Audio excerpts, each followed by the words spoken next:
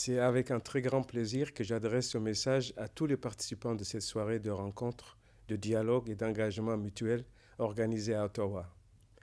Je tiens à remercier l'Association canadienne pour la promotion des héritages africains et en particulier Abdi Bile Dirir pour cette initiative et pour avoir voulu associer l'UNESCO à cet important événement autour de l'histoire générale de l'Afrique.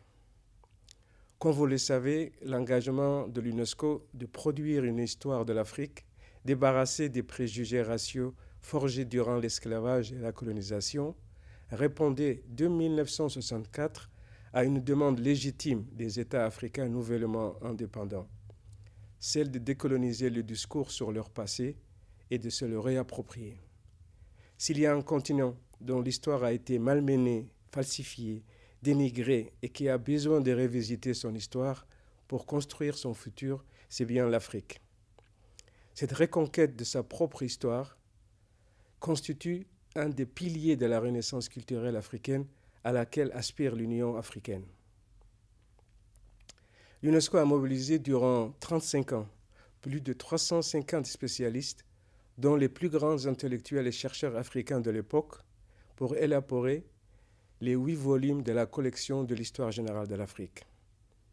Cette collection raconte l'histoire des peuples africains sur plus de 3 millions d'années et démontre avec rigueur et de manière scientifique comment ces peuples ont contribué au progrès général de l'humanité. Cette histoire n'est pas seulement celle des Africains ou des Afro-descendants, c'est aussi l'histoire de tout le monde, car elle parle des origines du genre humain, de l'éclosion des premières civilisations humaines qui ont inventé les éléments fondamentaux qui caractérisent l'humanité par rapport aux autres êtres vivants. Cependant, ce travail colossal, achevé en 1999, n'est pas encore suffisamment connu et encore moins enseigné dans les écoles et même dans les écoles en Afrique. C'est pourquoi l'UNESCO a lancé la seconde phase de l'histoire générale de l'Afrique qui comporte 4 composantes importantes. L'élaboration des contenus pédagogiques pour les écoles primaires et secondaires en Afrique, mais aussi dans la diaspora africaine et dans les autres régions du monde. La deuxième composante, c'est l'écriture d'un 9e volume pour actualiser la collection, renouveler la connaissance sur les diasporas africaines et analyser les nouveaux défis que rencontre l'Afrique et ses diasporas. La troisième composante, c'est le développement des matériels de sensibilisation et d'information pour l'éducation non formelle et informelle, tels que des films, des programmes radio et télé, des bandes dessinées, des livres illustrés, des animations multimédia, de jeux, etc.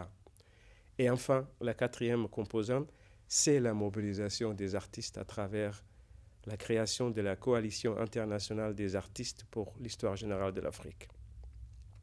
C'est cette dernière initiative qui vous a réunis tous ce soir. Et je saisis cette occasion pour saluer tous les artistes qui ont accepté d'y participer et de signer la déclaration d'engagement pour rejoindre la coalition.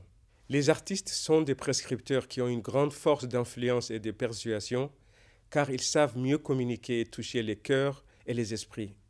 Ce sont des alliés cruciaux pour nous aider à sortir l'histoire générale de l'Afrique des cercles universitaires et académiques et la rendre au grand public et surtout à la jeunesse du monde par la musique, le cinéma, les arts plastiques, la littérature, la danse, etc. Faire passer les messages de cette œuvre par l'intermédiaire de l'art et de la culture est sans doute la manière la plus attractive, mais aussi la plus efficace et la plus pérenne pour révéler toute la richesse et la diversité de l'histoire africaine. C'est aussi par l'art que nous pouvons raconter les hauts faits des grandes civilisations africaines que l'histoire générale de l'Afrique nous a fait découvrir. C'est pourquoi nous avons créé cette coalition internationale des artistes pour qu'ils puissent porter ces messages au grand public, l'utiliser dans leur création, faire connaître ce travail à travers leurs réseaux, leurs médias sociaux et dans leur échange avec les médias. Pour terminer, je voudrais dire que les artistes ont toujours été les compagnons de l'UNESCO et l'histoire générale de l'Afrique a même innové la méthodologie historique en faisant appel aux arts comme une source valable pour écrire l'histoire.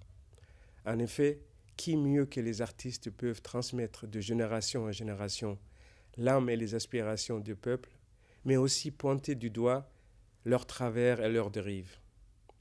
Quand la connaissance et l'art font équipe, l'ignorance recule et la compréhension mutuelle et le dialogue interculturel marquent des points. Je souhaite plein succès à votre soirée.